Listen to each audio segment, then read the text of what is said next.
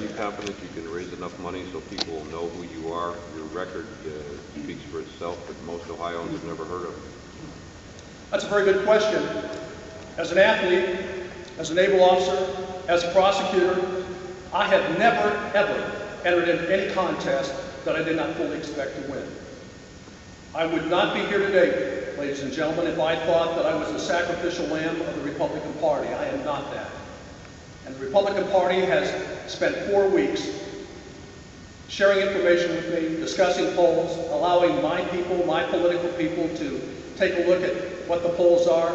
And I'm telling you, as I stand here today, I'm very comfortable that Mr. Cordray is in for a most competitive race, and I'm in this race to win on November the 4th. How much do you expect to spend on your campaign?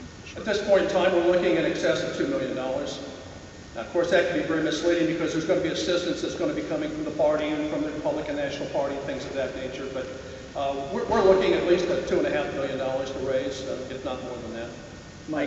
Mike, are you seeing this as a 2-year commitment or a 6-year or a 10-year commitment? At this point in time, this is not a 2-year commitment to me. I'm not even looking at it. I'm looking at a minimum of 2 years running for re-election, being successful, and then determining whether or not I run for a third time term or not. I mean, as I stand here, I'm telling you my intention is to serve 10 years, all right?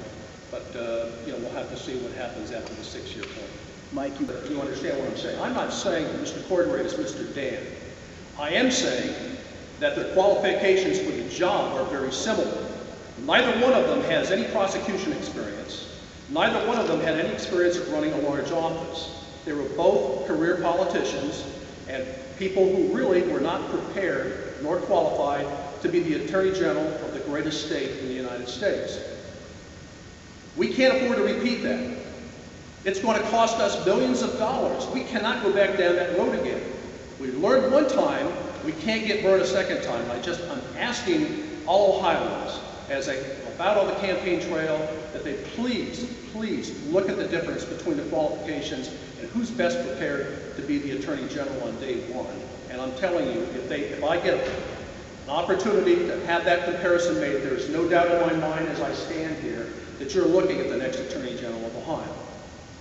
Mike, you sound pretty... One more question before we close the press conference, but we'll be happy to stick around for more. Mike, you said that you sound very passionate about the job, but why is it that you waited for the Republican Party to come to you and suggest it, or is this something you've considered in the past? This is something I've considered in the past.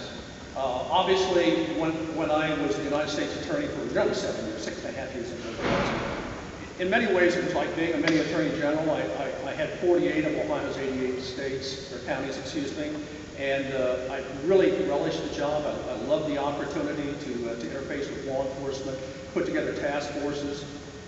As I've said many times, and we'll talk about this on another day, it's very important that we realize that in law enforcement we have finite resources, and we only have a finite number of people, so we have to join together in task forces to make sure that we're most effective at the law enforcement level.